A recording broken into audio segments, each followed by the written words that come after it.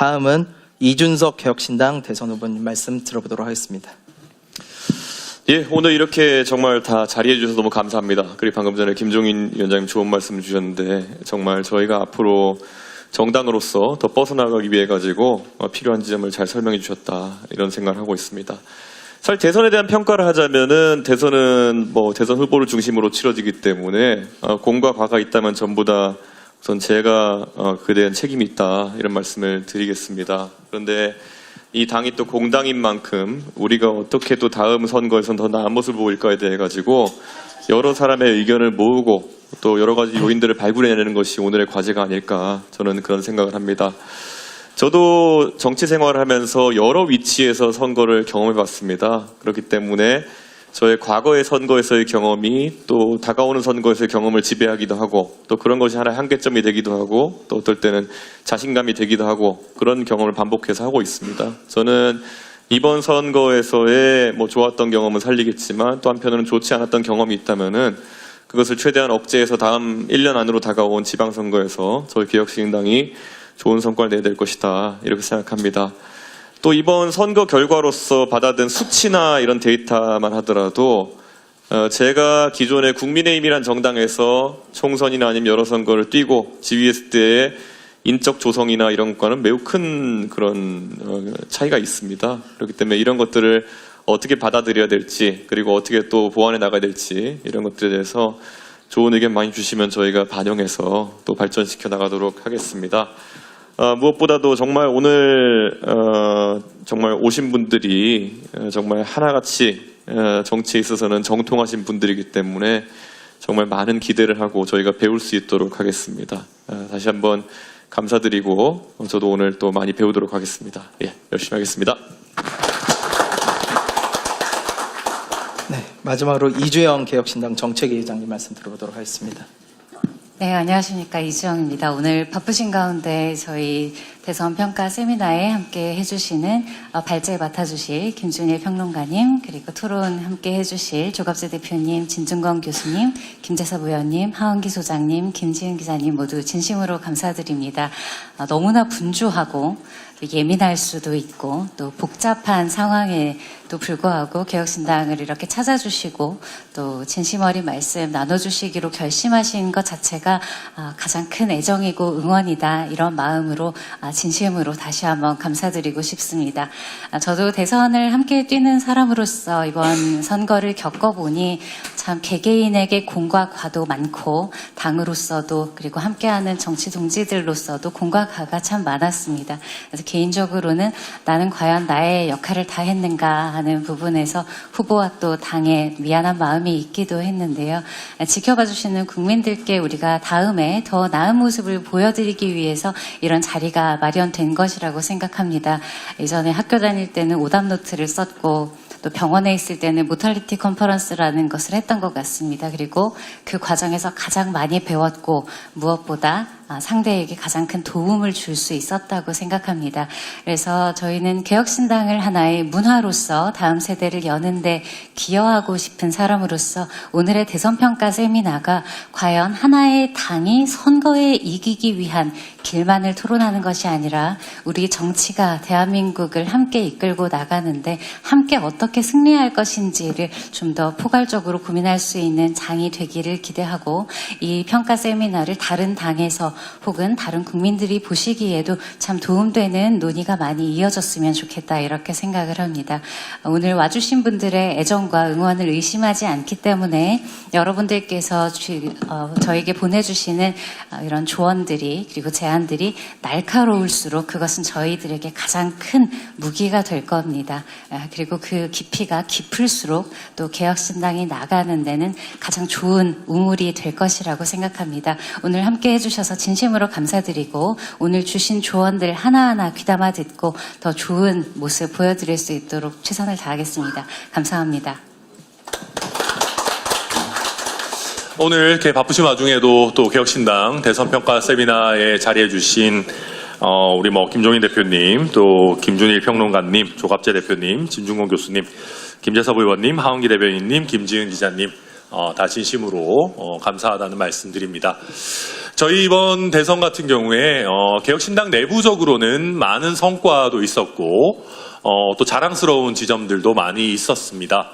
또 개혁신당의 제한된 인력과 또 뭐 자금, 조직을 가지고 저희 나름대로는 굉장히 어렵지만 의미 있는 싸움을 끝까지 잘 해낸 면이 있다. 또 국민들께 했던 완주하겠다라고 했던 약속을 지킨 면이 있다. 자랑스럽게 생각하는 면이 있습니다. 그러나 그와 동시에 저희가 이번 대선에서 대한민국 국민 다수의 선택을 받는데 실패했고 또 저희가 이번에 두 자릿수 득표율이라고 하는 벽을 넘기지도 못했던 아쉬운 지점들을 가지고 있습니다. 그래서 거기에 대해서 저희가 내부적으로 평가하는 것도 있겠지만 오늘 모신 정말 기라성 같은 우리 여러 분야의 또 전문가분들의 말씀을 듣고 저희가 객관적으로 또 국민의 눈높이에서 어떤 부분들이 다소 아쉬웠고 앞으로 어떻게 하면 더 발전할 수 있을지에 대해서 좀 길을 찾아보고자 하는 그런 자리를 만들었습니다. 그래서 당장 저희 앞에 잘 닦여진 길이 없을지도 모르겠습니다. 그러나 저희 개혁신당이 앞으로 더 발전하기 위해서는 길이 없으면 어떻게든 만들고 간다라고 하는 정말 좀 절박한 심정으로 더 또 가열차게 해나가야지만 벌써 1년 앞으로 다가온 지방선거에서도 개혁신당이 지금의 성장세를 이어나가고 또 이번 대선 이상의 의미 있는 성과를 이룰 수 있지 않겠나 그렇게 생각합니다. 그런 면에서 저희 개혁신당의 도전에 대해서 관심을 가져주시고 함께 고민해 주신 이 자리에 모이신 많은 분들께 너무 또 감사의 말씀을 드리고요.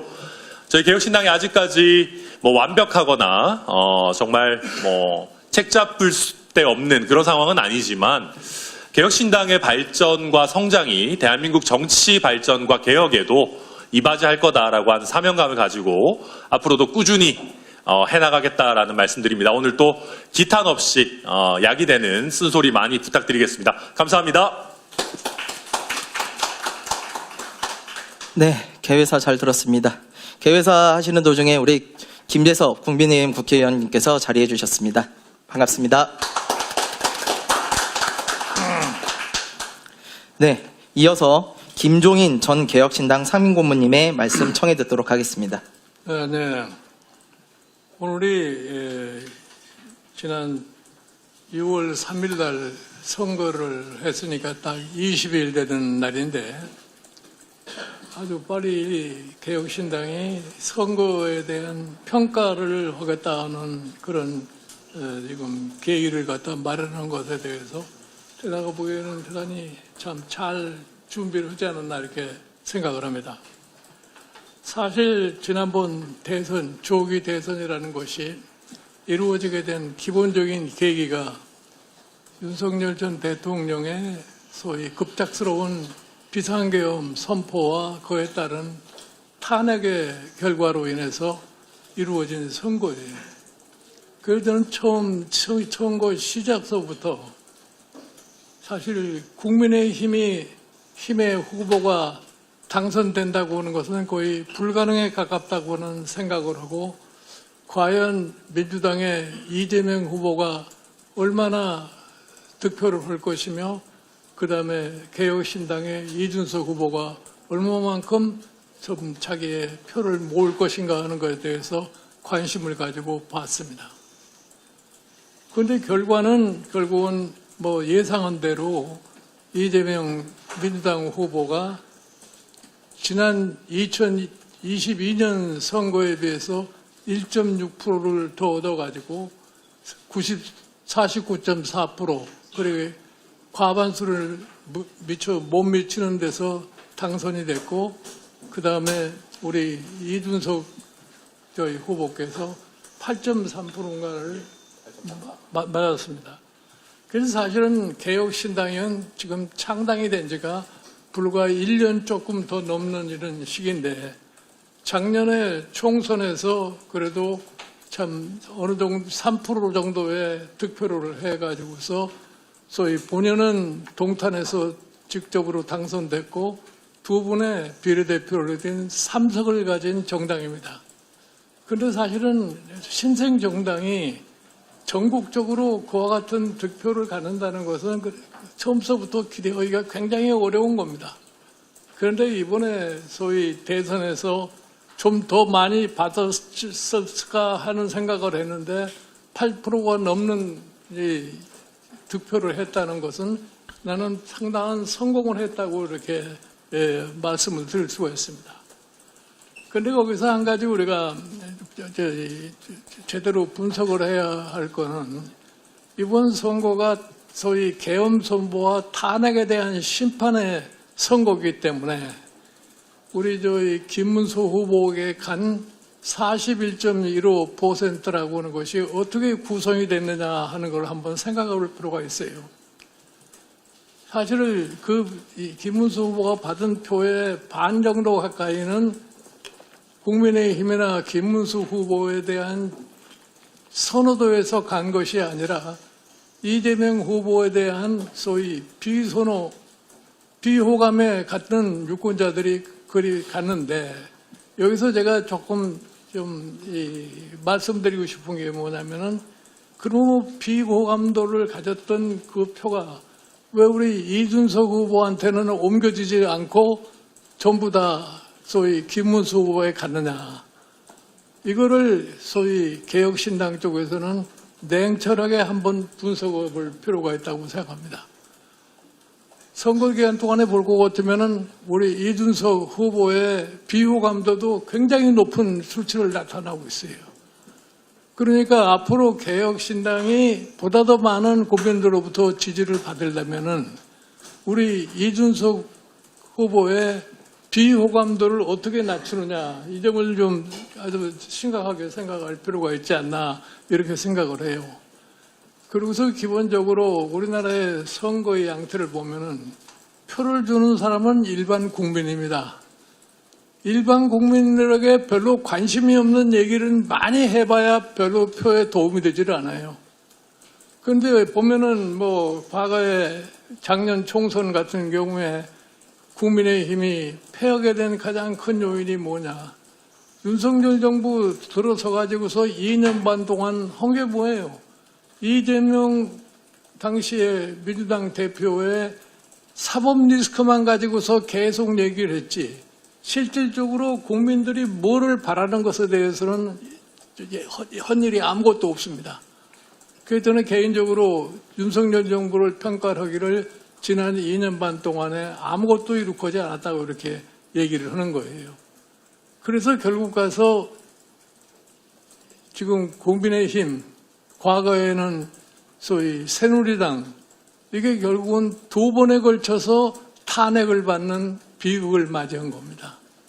그런데 이 두 번에 걸친 이 탄핵이라고 하는 것이 뭐 때문에 이루어졌느냐 하는 것에 대해서도 지금 국민의힘은 냉철한 반성이 없어요.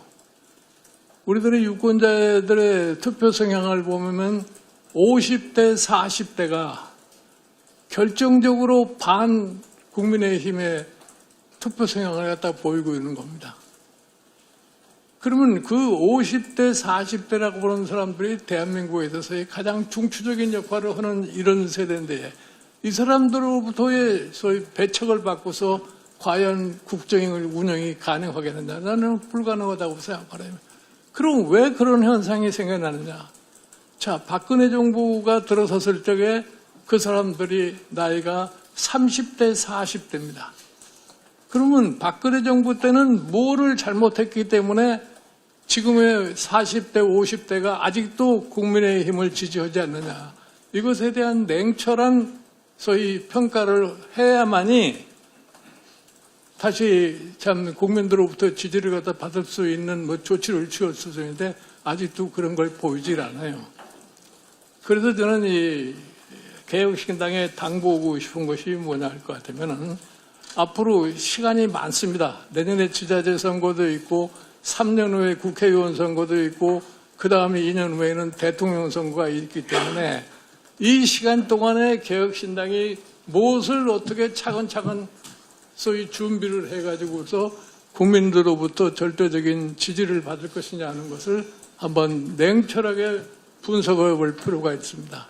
그럴 것 같으면은 소위 정당의 흐름에 따라서 국민들의 소위 변화하는 의식을 과연 개혁신당이 어느 정도 수렴을 하고 거기에 부응하느냐, 이에 따라서 아마 지지도가 점점 올라갈 수 있지 않을까 이렇게 생각합니다. 그 내년에 지자체 선거를 참 어느 정도 성과 있게 치르고 그러고 날 것 같으면 그 다음 총선이 비교적 편하게 될 것이고 그 다음에 사실 집권도 올 수 있는 그러한 가능성이 5년 후에는 있지 않겠나 이렇게 생각합니다. 그래서 제가 참 강조하고 싶은 게 뭐냐면은 다른 걸 떠나서 정당은 근대 사회에 있어서의 국민의 변화의 모습에 정치적으로 적응할 수 있는 능력을 배양해야만이 국민으로부터의 지지를 끌어낼 수 있다는 것을 명심을 하시고 개혁신당이 앞으로 그런 방향으로 노력을 갖다 해주실 거다 바랍니다. 네. 국민들의 변화하는 의식을 김종인 위원장님 말씀 잘 들었습니다.